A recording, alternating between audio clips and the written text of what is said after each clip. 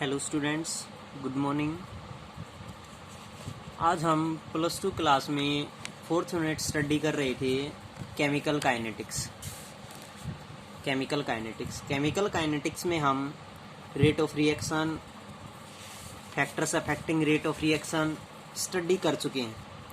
आज हम स्टडी करेंगे dependence of rate on concentration of reactants, यानी जो रेट ऑफ रिएक्शन होती है, किसी भी रिएक्टेंट की कंसंट्रेशन होती है, वो किन किन फैक्टर्स पर डिपेंड होती है।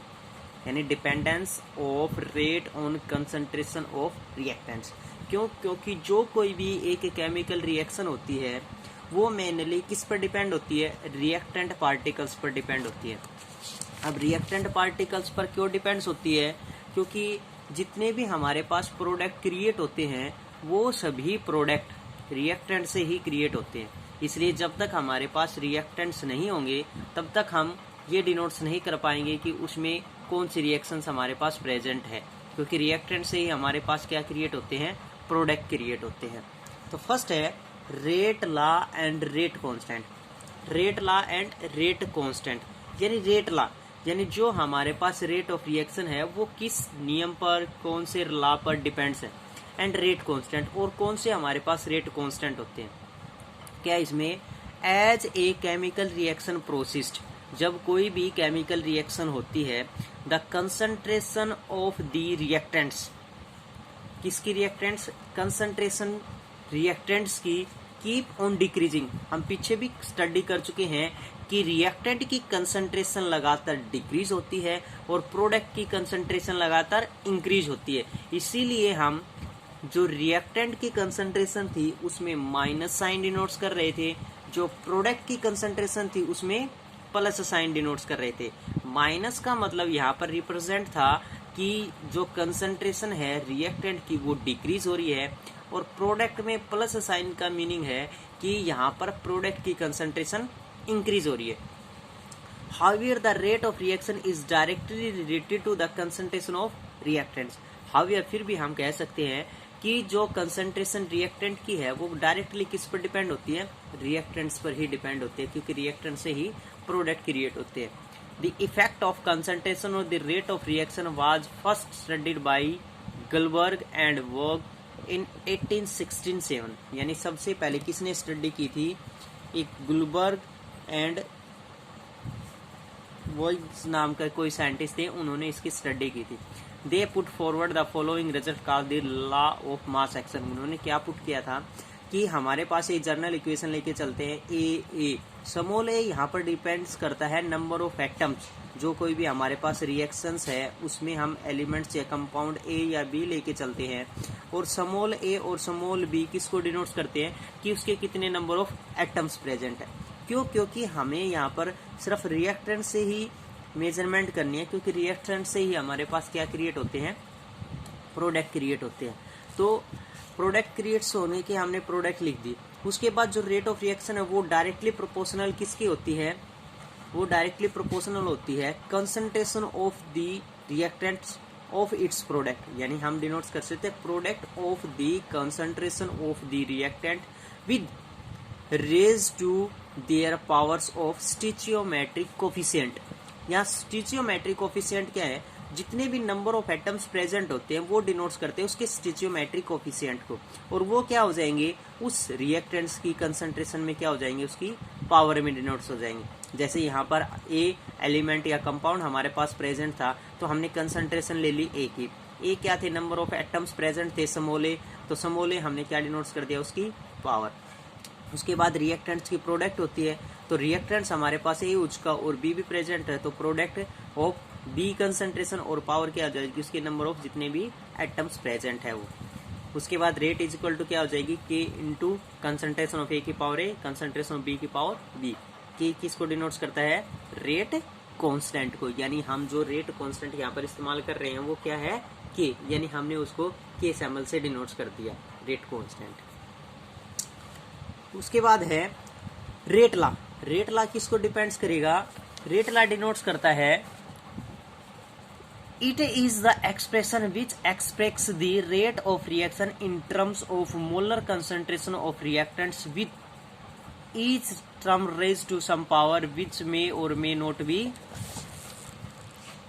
same as the stoichiometric coefficient of the reaction in the balanced chemical equation।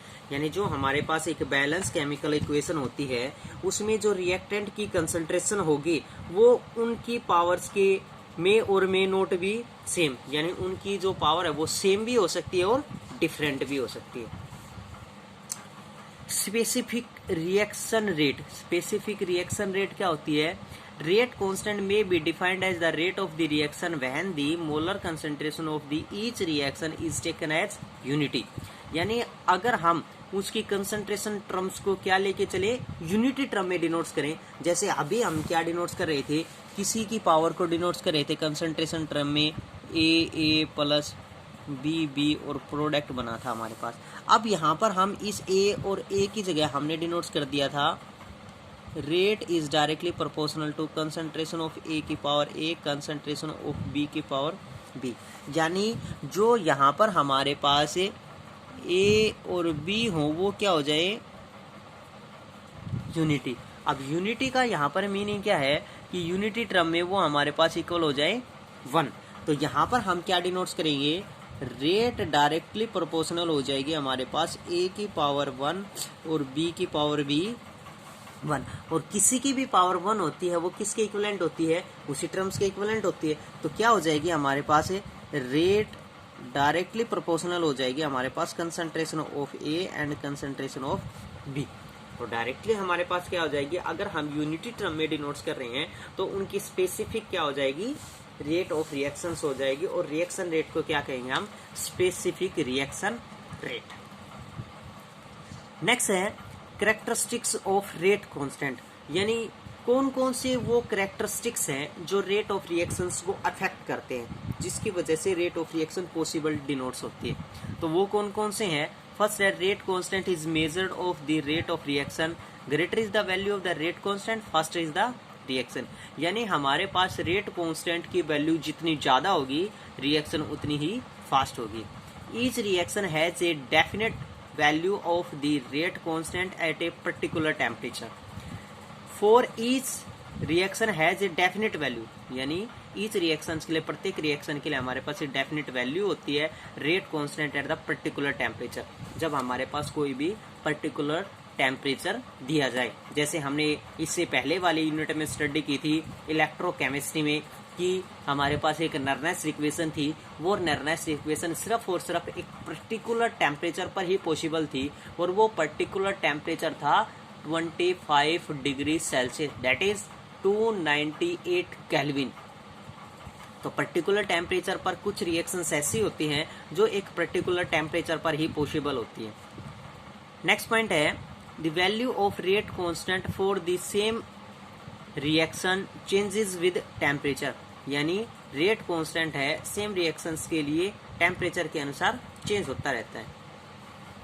The value of rate constant does not depend upon the concentrate of the concentration of the reaction. किस पे depends नहीं होते, reaction की concentration पे depend नहीं होती है। Units of the rate constant depends upon the order of reaction. Units होती है किसी भी रेट कांस्टेंट की, वो किस पे डिपेंड होती है, ऑर्डर ऑफ रिएक्शंस पे डिपेंड होती है। अभी हमने ऑर्डर ऑफ रिएक्शन स्टडी नहीं किया है, हम बाद में स्टडी करेंगे क्योंकि इससे पहले हम सिंपल बेसिक स्टडी कर रहे हैं।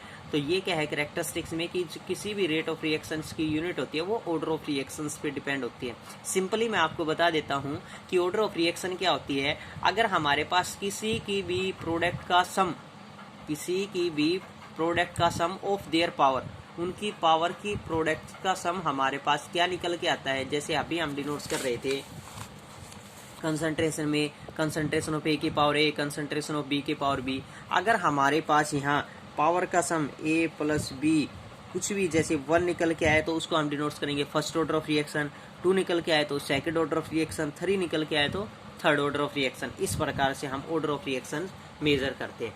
पावर का सम, ये जो हम यहाँ पर स्टिचियोमेट्रिक कोफिशिएंट डिनोट्स कर रहे थे, इन स्टिचियोमेट्रिक कोफिशिएंट का सम अगर हमारे पास जिस भी वैल्यू के इक्विवेलेंट निकल के आता है तो वही ऑर्डर ऑफ रिएक्शंस मेजर होती है। नेक्स्ट है law of mass action. Law of mass action क्या है, According to law of mass action, the rate of reaction is directly proportional to the product of the molar concentration of the reactant when value of the each reaction taken as unity. अभी हमने study की थी कि अगर हम उनकी value की concentration term को क्या लेके चल रहे हैं, यूनिटी टर्म में डिनोट्स कर रहे हैं, तो वो रेट ऑफ रिएक्शन किसके डायरेक्टली प्रोपोर्शनल हो गया हमारे पास, product of the concentration of the reactant, यानी रिएक्टेंट की कंसंट्रेशन के इक्विवेलेंट निकल के आ जाएगी और रिएक्टेंट की कंसंट्रेशन के ही इक्विवेलेंट निकल के आए। और दूसरी टर्म में हम डिनोट्स करें कि जो उनकी कंसंट्रेशन है, अभी तो हमने क्या लिया था, स्टिचोमेट्रिक कोफिशिएंट यूनिटी टर्म में डिनोट्स किया था, और अभी हम डिनोट्स करें कि जो उनकी कंसंट्रेशन टर्म है वही हम क्या डिनोट्स कर ले, यूनिटी टर्म में डिनोट्स करें। तो यूनिटी टर्म में डिनोट्स करेंगे तो क्या हो जाएगी हमारे पास, जो रेट ऑफ रिएक्शन है वो डायरेक्टली प्रोपोर्शनल हो जाएगी, कंसंट्रेशन भी 1 और दूसरी भी हमारे पास कंसंट्रेशन भी 1, तो दोनों की प्रोडक्ट हमारे पास क्या निकल के आएगी, डायरेक्टली प्रोपोर्शनल टू 1। और डायरेक्टली प्रोपोर्शनल का साइन हटाएंगे तो क्या निकल के आएगा हमारे पास, रेट इज इक्वल टू के इंटू 1, और के हमारे पास की मल्टीप्लाई जब हम 1 के साथ करेंगे तो इक्वल टू क्या निकल के आएगा हमारे पास, के, दैट इज रेट कांस्टेंट। तो हम डिनोट्स करेंगे कि जो रेट ऑफ रिएक्शन है वो किसके इक्वल टू निकल के आएगा हमारे पास, के, that is rate constant.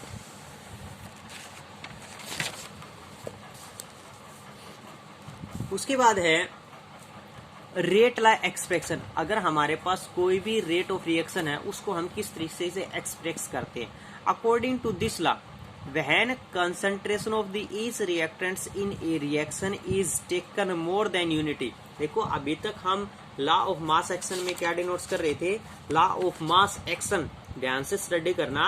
Law of mass action में हमारे पास कंसंट्रेशन की स्टिचियोमेट्रिक कोफिशिएंट्स या कंसंट्रेशन होती है यूनिटी, और रेट लॉ एक्सप्रेशन में होती है मोर देन यूनिटी, यानी जो हम अभी पावर डिनोट्स कर रहे थे वो क्या होगी, मोर देन यूनिटी टर्म में प्रेजेंट होगी। जैसे हम डिनोट्स करें, according to this law, when concentration of each reactants in a reaction is taken more than unity, क्या होगी हमारे पास, यूनिटी टर्म से ज्यादा होगी, तब rate of reaction is directly proportional to the power of their molecules at stoichiometry coefficient, यानी उनकी स्टिचियोमेट्रिक coefficient से क्या हो जाएगी, प्रोडक्ट के डायरेक्टली प्रोपोर्शनल हो जाएगी। तो ये क्या थी हमारे पास, रेट लॉ एक्सप्रेशन।